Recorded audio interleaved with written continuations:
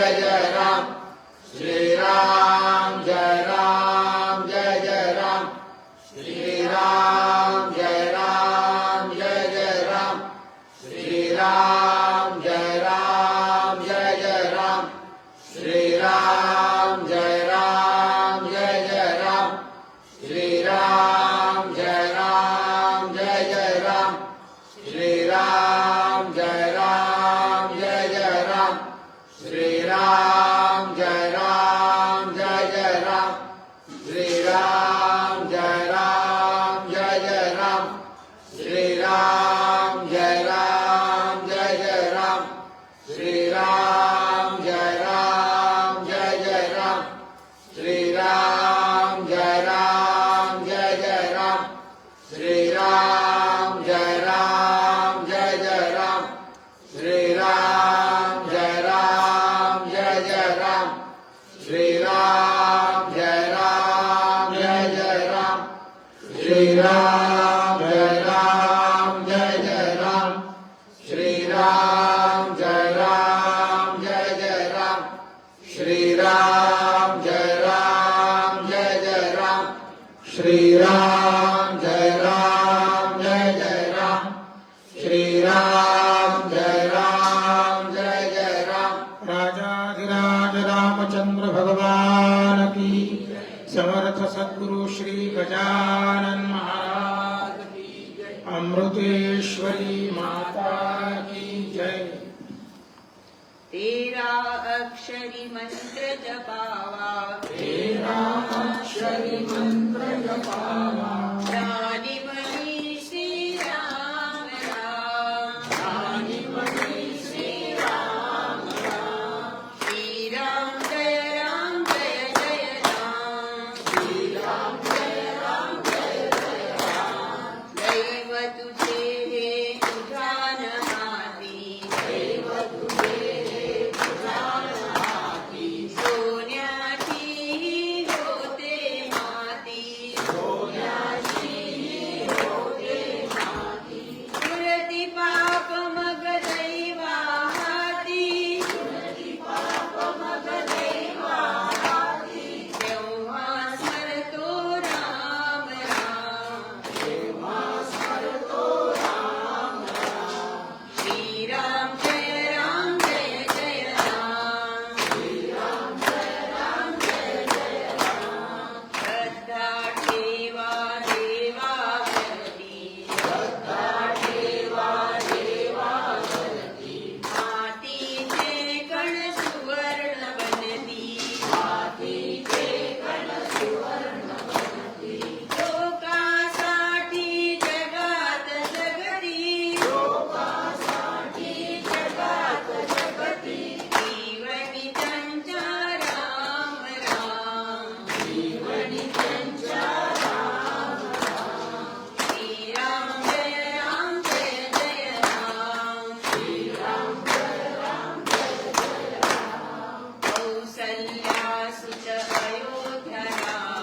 कौसल्या सुत अयोध्या भजनी रंगे श्री राम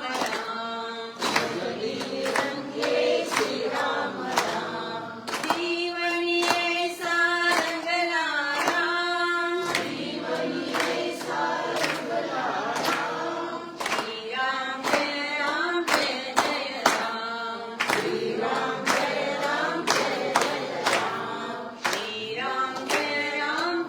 जय राम श्री राम जय जय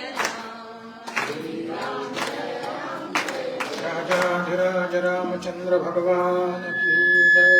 समर्थ सद्गुरु श्री गजानन महाराज की जय। अमृतेश्वरी माता की जय। रामाय रामभद्राय रामचंद्राय वेधसे रघुनाथाय नाथाय सीताया पतये नमः। काल आपण अजराजे आणि इंदुमती यांचं चरित्र पाहिलेलं आहे आणि त्यामध्ये अजय आणि इंदुमती यांचा विवाह झालेला आहे आणि त्यांना एक पुत्र प्राप्त झालेला आहे. त्याचं चरित्र आज आपण त्या पुत्राचं पाहणार आहोत. पण काल हे आपण पाहिलं की उद्यानामध्ये इंदुमती आणि अजराजे बसलेले असताना वरतून रावण चालला, नारद महामुनी चाललेले आहेत आणि त्यांच्या विणेमधली एक स्वर्गीय पुष्पांची माळ खाली पडलेली आणि इंदुमती त्या ठिकाणी गतप्राण झालेली आहे आणि अजराजे शोक करत आहेत आणि ही गोष्ट वशिष्ठांना समजलेली आहे. परंतु वशिष्ठ महामुनी आणि यज्ञामध्ये व्यस्त असल्यामुळे, ते राजगुरू असल्यामुळे त्यांनी त्यांच्या एका दूताला त्या ठिकाणी पाठवलं आणि शोक करू नको, त्या इंदुमतीचा पूर्वीचा पूर्वजन्माचा वृत्तांत वशिष्ठ महामुनींनी त्याला सांगितलेला आहे त्या दूताला. आणि तो दूत आता अजराजांना सांगून राहिलेला आहे की कोणही, तर ही इंदुमती इंद्राकडे हरिणी नावाची अप्सरा आहे आणि हिने एक दिवस काय केलं की तृणबिंदू नावाचे एक ऋषी होते आणि ते तपश्चर्या करत होते आणि त्या तपश्चर्येच्या योगाने इंद्राला असं वाटलं की आपल्या राज्याला धोका आहे आणि म्हणून त्यांची तपश्चर्या भंग करण्यासाठी या हरिणी नावाच्या अप्सरेला त्या ठिकाणी त्यांनी पाठवलं. आणि ज्यावेळेस त्यांची तपश्चर्या भंग झाली तेव्हा या तृणबिंदी ऋषींनी त्या हरिणीला शाप दिला की तू जमिनीवर जन्माला येशील. तेव्हा ती म्हटली माझा काय दोष आहे, मला माझ्या मालकाने म्हणजे इंद्राने सांगितलं, पण तृणबिंदूंनी सांगितलं बाबा तुझ्यामुळे माझी या ठिकाणी तपश्चर्या भंग झालेली आहे, तेव्हा आता मी तुला शाप दिलेला आहे तर तुला भूतलावर कृतकौशिक देशामध्ये म्हणजे विदर्भाच्या देशामध्ये भोजराजाच्या पोटी जन्माला यावं लागेल. आणि मग आता उशाप दिलेला आहे, म्हणजे जर तुला मुक्त यातून व्हायचं असेल तर अजराजा यांच्याशी तुझं लग्न होईल आणि लग्न झाल्यानंतर स्वर्गीय पुष्पांचं ज्यावेळेस तुला त्या ठिकाणी दर्शन होईल त्यावेळेस तू गतप्राण होशील आणि पुन्हा अप्सरा पदाला येशील, असं त्यांनी त्या ठिकाणी सांगितलेलं आहे. आणि म्हणून त्यानुसार तुझी पत्नी म्हणजे ही इंदुमती ही अप्सरा होती आणि म्हणून ऋषींच्या शापाने ती या ठिकाणी जन्माला आली आणि आता उशाप झाल्यामुळे तिला स्वर्गीय पुष्प मिळाल्यामुळे ती आता त्या ठिकाणी गेलेली आहे. तेव्हा आता तिथे अंत्यसंस्कार अजराजांनी इंदुमतीचे केलेले आहेत. अत्यंत दुःखित अशा अंतःकरणाने त्यांचा युवराज पुत्र जो आहे तो त्या ठिकाणी आहे. त्याला आणखी मोठं व्हायला थोडा वेळ असल्यामुळे 8 वर्षपर्यंत कालिदासाने वर्णन केलं. 8 वर्षपर्यंत आपल्या आणि तिथे त्यांनी एक चित्र तयार केलं, फोटो ज्याला म्हणतात, आणि त्या चित्राकडे पाहायचं आणि राज्य त्याने त्या ठिकाणी अजराजांनी केलेलं आहे. स्वप्नामध्ये आणि डोळे मिटून तिचं चिंतन करायचं आणि जणू ती आहे या ठिकाणी अशा पद्धतीने राहायचं. आणि मग 8 वर्ष झाल्यानंतर त्यांचा जो पुत्र आहे तो आता मोठा झालेला आहे आणि त्या पुत्राचं नाव आहे दशरथ राजे. आणि ते दशरथ आता मोठे झालेले आहेत. तेव्हा अजराजांनी सांगितलं की बाबा आपल्या घराण्याची परंपरा आहे, आपल्याला मोह नाही या गादीमध्ये, आता मी आणि आता वानप्रस्थासाठी जाणार आहे. तेव्हा दशरथ राजांनी त्यांना त्या ठिकाणी कुळाच्या प्रथेप्रमाणे परवानगी म्हणजे त्यांना सांगितलं की ठीक आहे तुमची आज्ञा आहे तर मी राज्य या ठिकाणी करणार आहे. आणि म्हणून त्या ठिकाणी दशरथ राजांना राज्याभिषेक झालेला आहे. आणि अजराजे त्या ठिकाणी शरयू आणि गंगेचा संगम आहे समोर, त्या शरयू गंगेच्या संगमावर जाऊन त्यांनी देहार्पण आणि शरयूमध्ये त्या गंगा शरयूच्या संगमामध्ये केलेला आहे. दशरथ राजे अत्यंत महापराक्रमी सगळ्यांपेक्षा, कारण त्यांच्या पोटी आणि भगवान विष्णू जन्माला येणार आहे. किती भाग्यवान असतील, एवढ्या सगळ्यांचा पराक्रम त्यांच्यामध्ये आलेला आहे. आणि ते अनुवंशाप्रमाणे त्या ठिकाणी अत्यंत पवित्र अशा आणि शरयू तीरावर असलेल्या अयोध्या नगरीमध्ये आणि राज्यकर्ते झालेले आहेत. प्रचंड अशा पद्धतीचं त्यांचं वर्णन त्या ठिकाणी कालिदासाने केलेलं आहे. किती त्यांचं वर्णन केलेलं आहे, महाबलाढ्य संपूर्ण भारतवर्षावर दशरथ राजांचं राज्य आहे. दशरथ नाव आहे, एका वेळी 10 रथांचं सारथ्य करू शकतील अशा पद्धतीचं त्यांचं सामर्थ्य त्या ठिकाणी आहे. असे दशरथ राजे, त्यांचं वर्णन त्या ठिकाणी केलेलं आहे की प्रजेचे पालन करण्याविषयी इतर जे आतापर्यंत जे राजे होऊन गेले त्यांना प्रजा विसरून गेलेली आहे आणि हे दशरथाचं राज्य आहे. अशा पद्धतीची रचना त्यांच्या राज्यामध्ये होती. कालिदासाने वर्णन केलं शत्रूच काय त्या ठिकाणी, आणि एखादा रोगराई देखील दशरथाच्या राज्यामध्ये येण्यासाठी घाबरत होती, असं वर्णन त्या ठिकाणी त्यांनी त्या केलेलं आहे. सत्यवचनी किती आहेत तर त्यांच्या इतकं कोणीच नाही, म्हणजे राम देखील त्यांना लाजवेल अशा पद्धती, म्हणजे रामाला देखील लज्जा येईल. त्यांचे वडीलच ते इतके सत्यवचनी, गमतीतही असं वर्णन केलेलं आहे, गमतीतही असत्य वचन आणि दशरथाने कधीच केलेलं नाही असं त्यांचं वर्णन केलेलं आहे.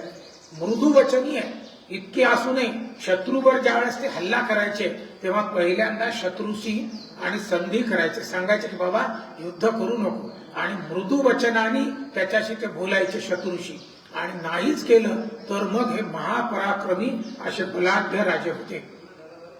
त्यांना सांगा बरं बोलू नका म्हणून. महाराज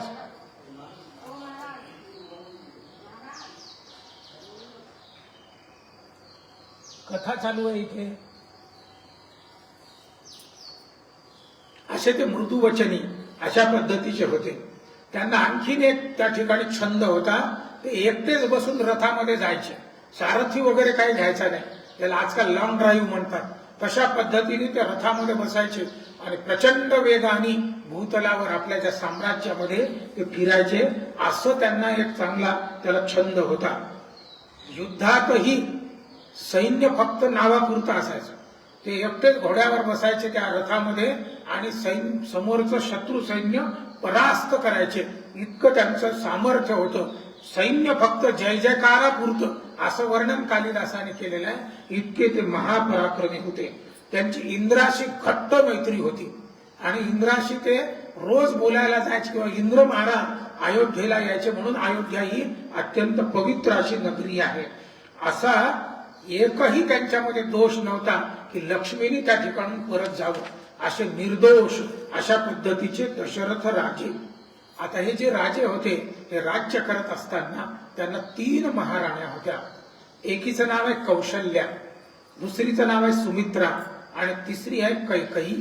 आता ही जी कौशल्या आहे ही कौशल्या महाकौशल देशाची आहे. आणि मी काल तुम्हाला सांगितलं की रावण हा अत्यंत पराक्रमी होता. त्याच्यामध्ये त्याला ज्योतिषशास्त्र येत होतं आणि त्या ज्योतिषशास्त्रामध्ये त्याने असं पाहिलं होतं की माझा जो वध आहे, त्याची पुढे आणखीन जर आली कथा तर वेळ मिळाला तर पाहू आपण. तर माझा वध अयोध्येचं जे राज्य आहे रघुवंश, ज्याला सूर्यवंश म्हणतात, त्यांच्याकडून होणार आहे. आणि म्हणून त्यांनी दिलीप राजा, रघुराजा यांच्याशी बऱ्याच वेळा हल्ला केलेला आहे. अजराजाशी देखील तो युद्धासाठी आला होता, पण सगळे पराक्रमी राजे होते. रावणाचा त्यांनी परास्त केलेला आहे. त्यासोबतच आता या ठिकाणी कौशल्येचा विवाह होऊ नये दशरथ राजाशी, कारण विवाह जर झाला तर त्यांचा एखादा पुत्र असेल तो देखील मला आणि परास्त करू शकेल, आणि म्हणून त्यांनी त्या विवाहामध्ये देखील अडथळा आणलेला आहे. तेव्हा दशरथ राजांनी त्या काळामध्ये रावणाचा आणि पराभव युद्धामध्ये केलेला आहे असं देखील वर्णन आणि इतर ठिकाणी आहे. तर असं महाकौशल प्रदेशाची ती राजकन्या, तिचं नाव आहे कौशल्या. मगध देशाची राजकन्या, तिचं नाव आहे सुमित्रा. आणि कैकेय देशाची राजकन्या, तिचं नाव आहे कैकेयी. यांच्याशी त्यांचा विवाह झालेला आहे. आणि त्याचं वर्णन त्या ठिकाणी केलं.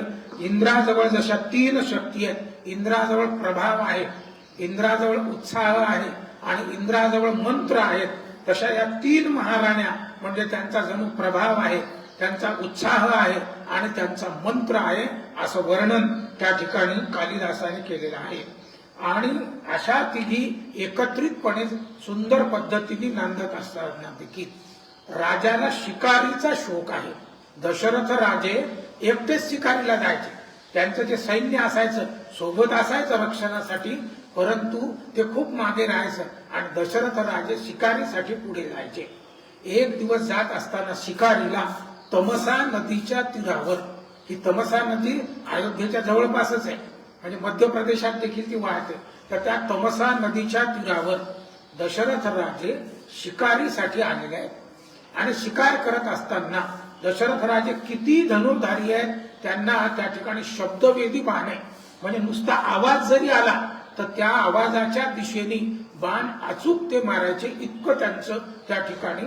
आणि शब्दवेदी बाणामध्ये धनुर्धारी सगळेच आहेत, ते सगळे राजेच धनुर्धारी आहेत, एकवचनी एकपत्नी वगैरे रामाचं वर्णन केलेलं आहे, तसं त्याच्यामध्ये रामाचं वर्णन एक बाणी आहे, तसं हे देखील एक बाणी आहे. आणि असे आणि तमसा नदीच्या तीरावर आणि शिकारीसाठी जात असताना ते थोडे थांबले आणि एकदम त्यांना आवाज आला, बुडबुड बुडबुड असा आवाज, आणि त्यांना असं वाटलं की कोणती तरी शिकार, एखादं मृगेंद्र म्हणजे सिंह त्या ठिकाणी पाणी पिण्यासाठी आलेला आहे आणि त्याचा आवाज या ठिकाणी बुडबुड बुडबुड असा आलेला आहे. याला वाटलं शिकार या ठिकाणी आलेली आहे. त्यांनी तमसा नदीच्या तीरावर आपला रथ थांबवलेला आहे आणि रथातूनच त्या आवाजाच्या दिशेने आणि त्यांनी बाण मारलेला आहे आणि बाण मारता क्षणी त्या ठिकाणी मनुष्याचा आवाज प्रचंड जोरामध्ये आलेला आहे. हे तात, हे तात, हे तात असा आवाज आल्याबरोबर दशरथ राजांच्या काळजामध्ये चर्र झालेला आहे.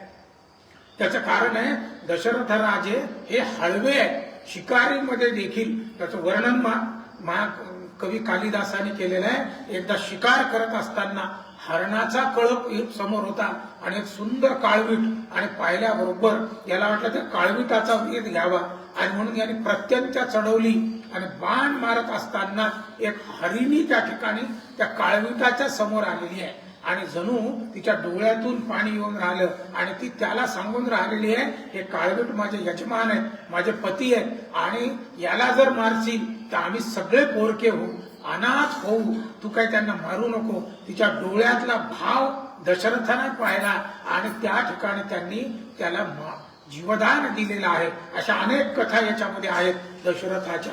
तर तो आवाज ऐकल्याबरोबर सांद्र करून भावानी आणि दशरथाला अत्यंतिक दुःख झालेलं आहे.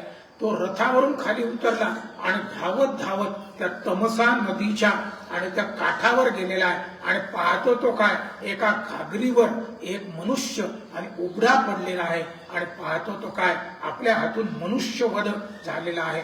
त्यांनी त्याला उचललेला आहे आणि उचलल्यानंतर त्याच्या छातीमध्ये वक्षस्थळामध्ये बाण घुसलेला आहे आणि त्याचा श्वास चालू आहे आणि सांगितलं की बाबा, मी तुझा काय अपराध केलेला आहे, तू मला बाण का मारलेला आहे, शहानिशा न करता तू मला माझा वध तू केलेला आहे. तेव्हा दशरथ राजे अत्यंत दुःखी झाले. सांगितलं की बाबा मला माफ कर, मला असं वाटलं की या ठिकाणी एखादं श्वापद असेल, कोणता तरी सिंह असेल आणि म्हणून शब्दवेदी बाण मला कला असल्यामुळे मी तुला मारलेला आहे. अत्यंत दुःख मला झालेलं आहे आणि तुझा मृत्यू माझ्या हाताने होतोय, मला अत्यंत क्लेश होतो, मला माफ कर. साष्टांग दंडवत त्याला तो घालून राहिलेला आहे. त्याचा श्वास त्या ठिकाणी चालू आहे आणि तो बोलून राहिलेला आहे मनुष्य की बाबा, अरे जाऊ दे, मी गेलो तर चालेल, पण मी माझ्या आई वडिलांना यात्रेसाठी नेत होतो, ते पलीकडे एका झाडाखाली बसलेले, त्यांना तहान लागल्यामुळे मी तमसा नदीच्या पाणी आणण्यासाठी माझ्याजवळची घागर घेऊन मी आलेला आहे आणि आता माझा मृत्यू या ठिकाणी होतोय, मला दिसते आहे, पण माझे आई वडील तहानलेले आहेत, त्यांना पाणी लागणार आहे. तू एक काम कर, घागर घे आणि मला घेऊन माझ्या आई वडिलांजवळ चल. ते अंध आहेत आणि त्याचे आई वडील खरंच अंध होते आणि आता ज्यांनी त्या मनुष्याला उचललेलं आहे त्याचं नाव आहे श्रावण. त्या श्रावणाला उचललं आणि हळूहळू त्या ठिकाणी त्याने उचलून नेलेला आहे. त्याच्या पावलाचा आवाज ऐकल्यानंतर त्या आई वडिलांना असं वाटलं की माझा श्रावण आलेला आहे, हा बोलत का नाही, बाबा आम्ही तहानेने व्याकुळ झालेले आहेत, मला पाणी दे, हे श्रावणा तू का बोलत नाही, असे ते त्या ठिकाणी म्हणत असताना आता दशरथ राजे बोलू लागले की हे त्यांना तात, मला माफ करा, माझ्या हातून प्रमाद घडलेला आहे, माझ्या हातून दोष घडलेला आहे आणि तुमचा जो पुत्र आहे श्रावण, त्यांनी मला नाव सांगितलेलं आहे, तर त्याचा वध माझ्या हातून झालेला आहे, म्हणजे त्याला बाण माझा लागलेला आहे, आपण काहीतरी इलाज करण्याचा प्रयत्न करू. श्रावण तिकडे विवळून राहिलेला आहे त्यांच्या आईवडिलांना अत्यंत दुःख झालं आणि त्यांनी त्याच्या शरीरावरून हात फिरवला. पाहता तो त्याच्या छातीमध्ये आणि तो बाण आहे आणि तो श्रावण विवळून राहिलेला आहे. त्याच्या आईवडिलांनी त्याला सांगितलं दशरथाला, अरे बाबा या बाणाने त्याला अत्यंत वेदना होऊन राहिलेल्या आहे आणि त्याची फक्त संवेदना देखील आम्हाला सहन होऊन नाही राहिली, तू त्याचा बाण काढून टाक. त्या आईवडिलांची परवानगी घेऊन दशरथ राजांनी त्याच्या हृदयामधला बाण काढल्याबरोबर ते जे श्रावण महाशय आहेत ते गतप्राण त्या ठिकाणी झालेले आहेत. त्याच्या आईवडिलांना अत्यंत दुःख झालेलं आहे.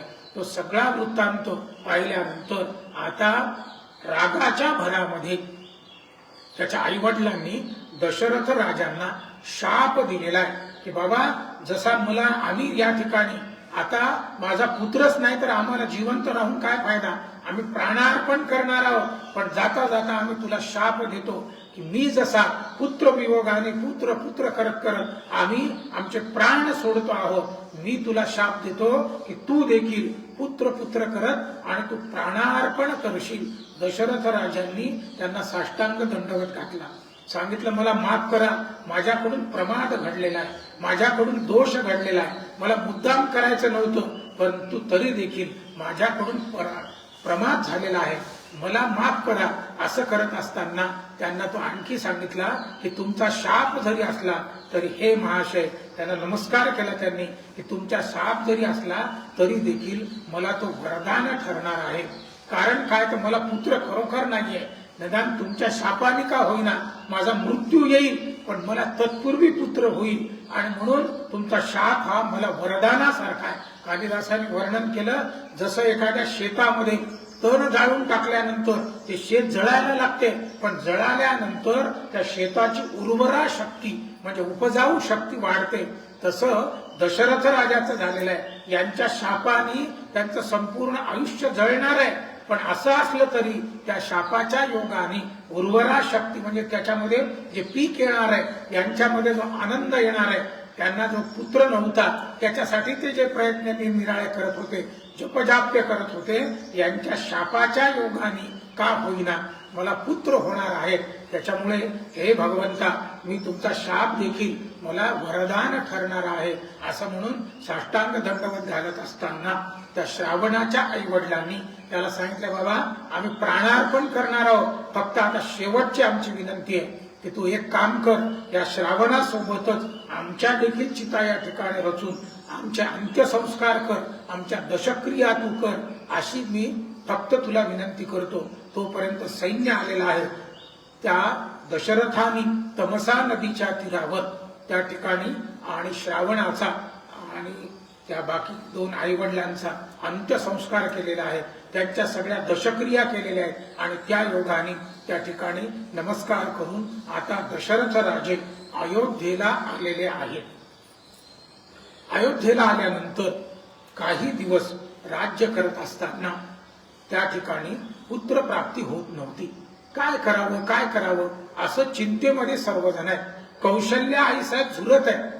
म्हणजे जर त्या ठिकाणी एखादी गाय पाहत असती आणि ती गाय जर वासराला चाटत असेल तर या तिन्ही महाराण्या त्यांच्याकडे आसूसलेल्या त्या ठिकाणी पाहायच्या. चारामुखी पिलांच्या चिमणी हळूच देई आणि मोठ्यात वासरांना त्या चाटतात गाई. वात्सल्य हे पशूंचे मी रोज रोज पाही आणि पाहून अंतरात्मा व्याकुळ मात्र होई. ते सगळं पाहिल्यानंतर यांना व्याकुळ व्हायचं, काय करावं अशा स्थितीमध्ये त्या ठिकाणी आणि मंत्रणा त्यांनी केलेली आहे. मंत्रणा म्हणजे चर्चा केलेली आहे सगळ्यांशी, काय केलं पाहिजे. आणि मग अशा स्थितीमध्ये सगळ्यांनी सांगितलं की आपण वशिष्ठांना विचारलं पाहिजे. आता याचे 2-3 प्रकार आहेत. वाल्मिकी रामायणामध्ये वेगळं सांगितलेलं आहे, पण आपला आता रघुवंश चालू आहे आणि म्हणून आपण कालिदास वाङ्मयाप्रमाणेच आपण या ठिकाणी चर्चा करू. आता यांनी वशिष्ठांशी चर्चा केली की बाबा काय केलं पाहिजे. सुमंतूशी चर्चा केली. सुमंतू कोण आहेत? त्यांचे महामंत्री आहेत, अत्यंत हुशार आहेत आणि राज्य चालवण्यासाठी सुमंतू असे एकमेव होते, त्यांना सर्वाधिकार होते. दशरथानंतर निर्णयाचे अधिकार सर्वांना होते. सर्व प्रासादामध्ये सुमंतू जाऊ शकत होते. सर्व निर्णय म्हणजे दशरथाच्या आज्ञेशिवाय देखील एखादा निर्णय घ्यायचा असेल तर दशरथांनी त्यांना पूर्ण अधिकार दिले होते. इतके ते विश्वासू होते आणि राज्यासाठी आणि ज्याला म्हणतात हितकारी अशा पद्धतीचा मंत्री. आणि म्हणून सुमंतूशी देखील चर्चा केली आणि मग त्यांनी ठरवलं की बा काय केलं पाहिजे. तेव्हा आता वशिष्ठांनी त्यांना सांगितलं पुत्र कामेष्ठी यज्ञ केला पाहिजे. तो यज्ञ केल्यानंतर साक्षात यज्ञनारायण भगवंत प्रकट होतात आणि प्रकट झाल्यानंतर सगळ्यांना आणि कृपेचा वर्षाव ते करतात आणि पुत्र प्राप्ती होऊ शकते. आणि अशा पद्धतीने चर्चा करत असताना आता कुठे भेटतील शृंग ऋषी, त्यांनी सांगितलं की सुमंतूला आदेश दिलेला आहे. आता इतर ठिकाणी आपण सगळ्यांनी पाहिलेलं आहे की कश्यप नावाचे ऋषी आहेत, त्यांचे विभांडक नावाचे ऋषी आहेत. विभांडकाचे पुत्र त्यांचं नाव आहे शृंग ऋषी, त्यांची पत्नी आहे शांता. मागच्या वर्षी कथा जर ऐकली असेल, आठवत असेल तर पहा जरा. तर त्यांचा विवाह झाल्यानंतर त्यांना वाचासिद्धी आहे शृंग ऋषींना. आणि मग त्यांना ज्या राज्यामध्ये आणलं त्या राज्यामध्ये जसं त्यांच्या सासऱ्याने आणलं या शांताच्या वडिलांनी की त्यांनी त्या ठिकाणी दुष्काळ पडला होता तर आणल्यानंतर त्या शृंग ऋषींनी म्हटलं पाणी पडू द्या की पाणी पडलं. तसं आता या सुमंतूनी त्या कथेमध्ये वाल्मिकी रामायणामध्ये असं सांगितलं की त्यांना आपण आपल्या ठिकाणी आणू आणि आणल्यानंतर त्यांच्या कृपा प्रसादाने ते म्हणतील पुत्र हो तर पुत्र होतील आणि म्हणून अयोध्येमध्ये त्यांना आणलेलं आहे. अशी एक कथा वाल्मिकी रामायणामध्ये आहे. पण इथे मात्र आता शृंग ऋषीला आणण्यासाठी सुमंतू गेलेले आहेत आणि गेल्यानंतर त्यांनी त्या ठिकाणी त्यांना सांगितलं की हे शृंग महाशय अशा अशा पद्धतीची अडचण आहे आणि तिथे सर्व ऋषीमुनी बसलेले आहेत, आपण त्या ठिकाणी यावं. आणि शृंग ऋषी अत्यंत आनंदाने त्या ठिकाणी आलेले आहेत. आपल्या सगळ्यांना माहितीसाठी अनसिंग नावाचं गाव आहे आपल्याजवळ, त्या ठिकाणी शृंग ऋषीचा आश्रम आहे. कधी कधी कडी जुळत जरी नसली तरी आपली श्रद्धा आपण ठेवली पाहिजे. त्याचं कारण आपण म्हणतो श्रावण बाळाची कथा आपल्या नारायण बाबाच्या तिथे घडली होती. आता इथे तमसा नदीच्या तीरावर घडलेली आपल्या सगळ्यांना माहिती आहे. पण वायू वेगाने रथ त्या काळात चालायचे. आपण आपली श्रद्धा म्हणू की तिथे ती कथा घडली असेल. आणि सुमंतू शृंग ऋषींचा आश्रम आहे अनसिंगला, तर त्या ठिकाणी न्यायाला येऊ शकतात आणि म्हणून कधीतरी अनसिंगला गेलं पाहिजे. पुत्र कामेष्ठी यज्ञाचं आचार्यत्व ज्यांनी केलं ते शृंग ऋषी आपल्या अनसिंग नावाच्या क्षेत्रामध्ये, त्यांचा आश्रम तिथे आजही आहे, मंदिर आहे त्या ठिकाणी. एखाद्या वेळेस दर्शनाला त्या भावनेने आपण गेलं पाहिजे की तिथे शृंग ऋषी आहे. त्या ठिकाणी सुमंतू आले होते आणि वायू वेगाने तिकडे नेलेला आहे आणि प्रचंड वेग त्यांचे होते. अशा पद्धतीने शृंग ऋषींना न्यायला सुमंतू आलेले आहेत. सुमंतूंनी त्यांचं पाद्यपूजन केलेलं आहे आणि शृंग ऋषींना रथामध्ये बसवून त्यांच्या सगळ्या शिष्यांसह आता शृंग ऋषी आणि त्या ठिकाणी अयोध्येला आलेले आहेत. यज्ञाची सर्व तयारी त्या ठिकाणी केलेली आहे आणि त्यांचे यज्ञ मंडप असा मोठा सजलेला आहे. 3 महाराण्या बसलेल्या आहेत आणि 3 महाराण्या बाजूला बसल्या असताना त्या ठिकाणी कौशल्या आई साहेब ह्या प्रमुख अशा त्या ठिकाणी बसलेल्या आहेत. दशरथ राजे बसलेले आहेत आणि यज्ञाला प्रारंभ झालेला आहे. आणि तो यज्ञ प्रारंभ झालत असताना सगळी रचना त्या ठिकाणी देशदोषीचे राजे त्या ठिकाणी आलेले आहेत आणि यज्ञ तिकडे सुरू झालेला आहे. इकडे रावण नावाचा महाराक्षस, आता महाराक्षस का म्हटलेला आहे, खरं म्हणजे तो विद्वान आहे. त्याने तपश्चर्या केलेली आहे ब्रह्मदेवाची आणि ब्रह्मदेवाची तपश्चर्या करून त्याने ब्रह्मदेवाला प्रसन्न केलं आणि प्रसन्न करून वर काय मागितला की हे ब्रह्मदेवा, मी तर महापराक्रमी आहे, मनुष्य माझा पराभव करू शकत नाही. तुम्ही एक काम केला, मला वर असा द्या की कोणताही देव माझा पराभव करू शकणार नाही. आणि मग ब्रह्मदेवाने त्याला वर दिला की देव तुझा पराभव करू शकणार नाही. आणि मग हा रावण आता मातलेला आहे, तो सगळ्यांना त्रास देऊन राहिलेला आहे. खरं म्हणजे रावण कोण आहे, तर ब्रह्मदेवाने जेव्हा सृष्टी उत्पत्ती केली तेव्हा सप्तर्षी तयार केले. काल मी परवाच्या दिवशी तुम्हाला सांगितलं की 4 बालक देखील केले, त्यांचं वय वाढत नाही, सनक सनंदन सनातन. आणि दुसरे सप्तर्षी म्हणजे पुलस्य, पुलह, क्रतू असे 7 प्रकारचे ऋषी तयार केले. त्याच्यामध्ये पुलत्स्य नावाचे ऋषी आहे. या पुलत्साचा पुत्र आहे, त्याचं नाव आहे विश्रवा. आता तुम्ही कुबेराज वैश्रवणाया असं म्हणता की नाही, तर ते वैश्रवा नावाचे ऋषी आहेत, त्यांना 2 पत्नी आहेत. त्याच्यापैकी एकीचं नाव आहे कैकसी आणि दुसरीचं नाव आहे वरवर्णिनी. तिचं इलविडा देखील नाव आहे याच्यामध्ये.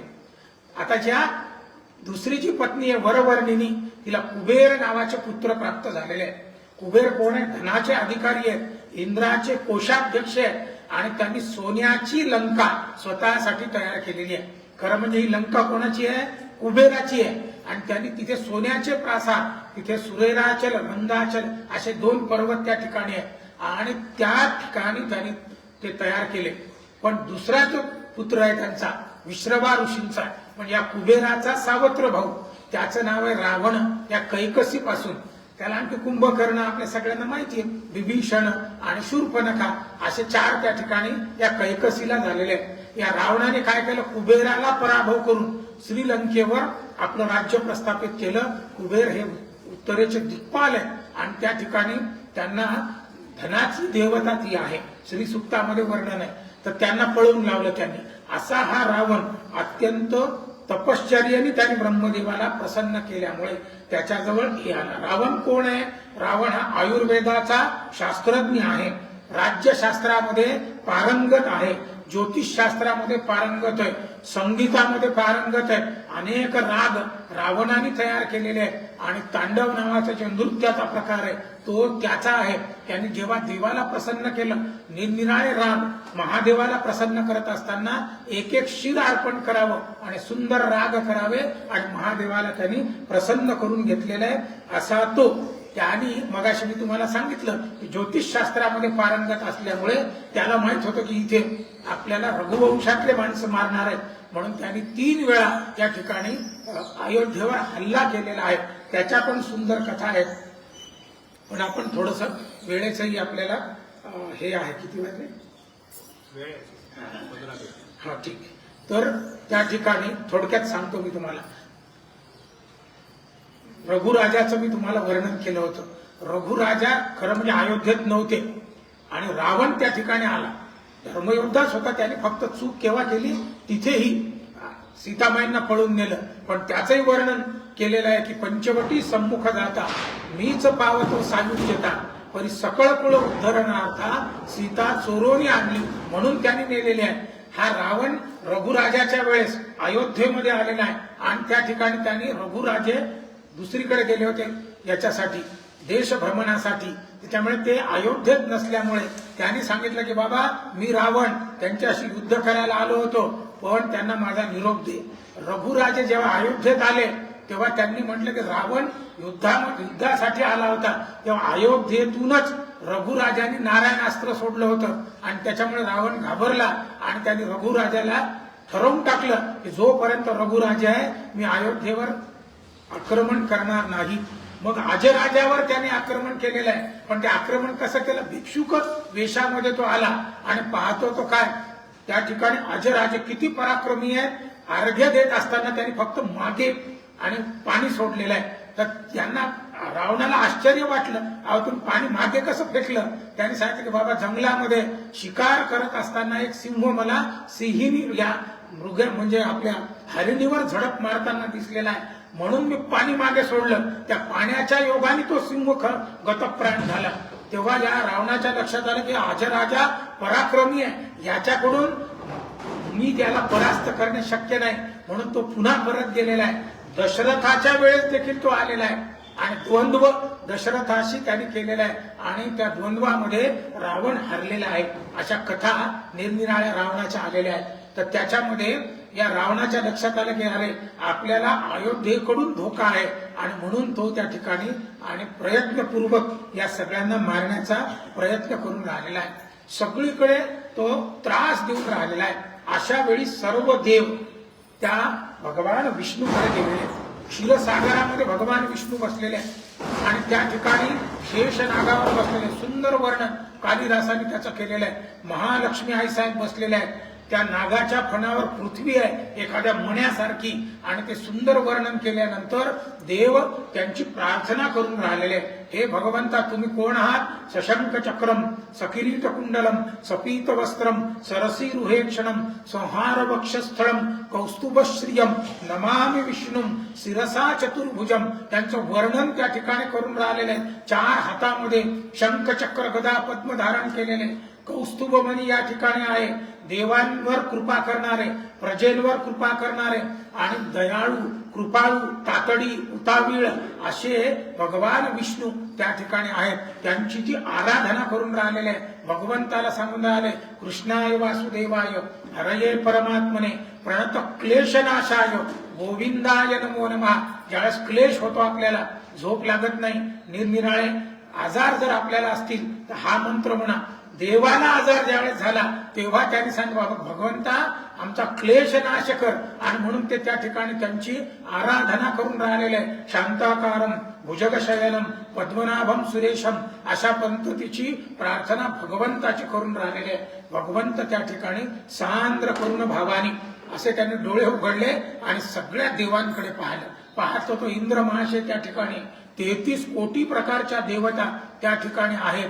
आदित्य त्या ठिकाणी आहे, रुद्र त्या ठिकाणी आहे, वसु त्या ठिकाणी आहे. आणि असं पाहिल्याबरोबर सगळा मेळा कशासाठी आला, तेव्हा आता इंद्रदेव त्यांना सांगून राहिले की ब्रह्मदेवाच्या कृपा प्रसादाने तो रावण खूप मातलेला आहे.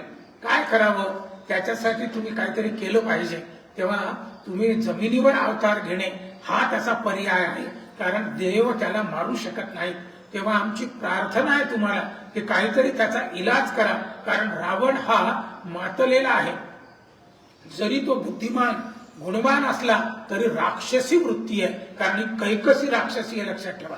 पुलस्त्य हे ऋषी आहे, पण ही कैकसी राक्षस कुळातली असल्यामुळे रावणामध्ये त्याच्या वडिलांकडून ऋषीचे सगळे गुण आलेले आहेत, पण कैकसीकडून राक्षसाचे गुण आलेले आहेत. म्हणून तो इतरांना त्रास द्यायचा आणि त्याच्यामध्ये त्याला आनंद वाटायचा, आणि म्हणून सगळ्या पृथ्वीवर हाहाकार माजतो की काय, तो सगळ्यांना त्रास देऊन राहिला, विशेषतः सगळ्या प्रजेला त्रास देतो आहे. तेव्हा आता आमची इच्छा आहे तुम्ही जन्म घ्यावा. तेव्हा भगवंताने सांगितलं की ठीक आहे, तुमच्या सगळ्यांची इच्छा आहे आणि आता त्या रावणाची देखील मरण्याची वेळ आलेली आहे.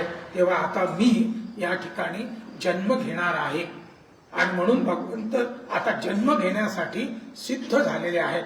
इकडे पुत्र कामेष्टी यज्ञ चालू आहे अयोध्येमध्ये, आणि तो यज्ञ चालू असताना निरनिराळ्या प्रकारचे स्वाहाकार त्या ठिकाणी चालू आहे. श्री गणेशाय नमः, गणेशाचं अथर्व शीर्षाचं नमस्ते रुद्रमन्यव उतोत ईशवे नमः असा रुद्राचा अभिषेक चालू आहे. त्या ठिकाणी गणपतीचं चालू आहे त्या ठिकाणी, आणि श्री सुक्ताचे अभिषेक चालू आहे. पुत्र कामेष्टी यज्ञ तिथे चालू आहे. निरनिराळे स्वाहाकार त्या ठिकाणी चालू आहे, आणि हे स्वाहाकार होत असताना वेगवेगळ्या प्रकारच्या रचना त्यामध्ये आहेत. नुसता स्वाहाकार करतात नाही लोक, स्वाहा स्वाहा तो होम आहे, तो यज्ञ नाही. त्याला यज्ञ म्हणतात लोक, तो यज्ञ नाही, तो केवळ होम आहे. आणि यज्ञ करण्यासाठी निरनिराळ्या प्रकारच्या रचना त्या ठिकाणी असतात. सर्वतो भद्र असतो, मातृका मंडळ असतो, 64 योगिनी असतात, आणि या सगळ्यांची पूजा करत करत निरनिराळ्या प्रकारचे संकल्प त्या ठिकाणी करावे लागतात. दशरथ राजे आणि कौशल्या आई साहेब निरनिराळे संकल्प त्या ठिकाणी करून राहिलेले आहेत. निरनिराळ्या प्रकारचा त्याग त्या ठिकाणी करून राहिलेले आहेत. निरनिराळ्या प्रकारचं दान धर्म त्या ठिकाणी ते करून राहिलेले आहेत, आणि ते करत असताना रोज विविध प्रकारचे स्वाहाकार त्या ठिकाणी चालू आहे. आणि नमस्ते गणपतये त्वमेव प्रत्यक्षम तत्वमसी त्वमेव केवलम कर्तासी त्वमेव केवलम धरतासी. गणपती अथर्व शीर्षाचं आवर्तन साक्षात गजानन त्या ठिकाणी पाचारण झालेले आहेत. निरनिराळ्या प्रकारच्या देवता त्या ठिकाणी आलेल्या आहेत. त्या ठिकाणी सुंदर पद्धतीने चालू आहे. पूर्णाहुती पूर्णमदः पूर्णमिदं पूर्णात् पूर्णमुदच्यते पूर्णस्य पूर्णमादाय पूर्णमेवावशिष्यते असं म्हणून पूर्णाहुती होत असताना यज्ञ नारायण भगवान त्या ठिकाणी प्रगट झालेले आहे, आणि एक पायसाचं पात्र त्यांच्याजवळ आहे. दशरथा घे हे पायसदान, तुझ्या यज्ञी मी प्रगट झालो, हा माझा सन्मान. किती सुंदर वर्णन केलेलं आहे गदी माडगुळकरांनी सांगितलं. यज्ञ नारायण भगवंत त्या दशरथाला सांगून राहिले, बाबा मीच कृतकृत्य आहे, तुझ्या यज्ञात मी प्रगट झालेलो आहो आणि तू देखील त्या ठिकाणी धन्य दशरथा, तुझा लाभला देव पित्याचा सन्मान मान. म्हणजे दशरथा मीच धन्य नाही, मी तर जन्मात या ठिकाणी यज्ञनारायण प्रगट झालो, पायस तुला देऊन राहिलो. या पायसाच्या योगाने साक्षात ईश्वर तुझ्या पोटी जन्माला येणार आहे, तेव्हा मीच धन्य आहे. तुला मी धन्यवाद देतो की तू या ठिकाणी यज्ञ करून राहिलाय. पण तू देखील धन्यवाद आहे, कारण तुला देव पित्याचा मान या ठिकाणी प्राप्त होतो आहे. अत्यंत आनंद त्या ठिकाणी त्यांना झालेला आहे. आणि ते खिरीचं एक पात्र, मोठं पात्र यज्ञनारायण भगवंतांनी दशरथ राजांच्या हातावर दिलेलं आहे. आणि दशरथ राजांनी आता ते 3 महाराण्यांना कशा पद्धतीने दिलं आणि नंतर भगवान कसे जन्माला आले याची कथा आपल्याला उद्याच्या दिवशी घ्यायची आहे. राजाधिराज रामचंद्र भगवान की जय. समर्थ सद्गुरु श्री गजानन महाराज की जय. अमृतेश्वरी माता की जय.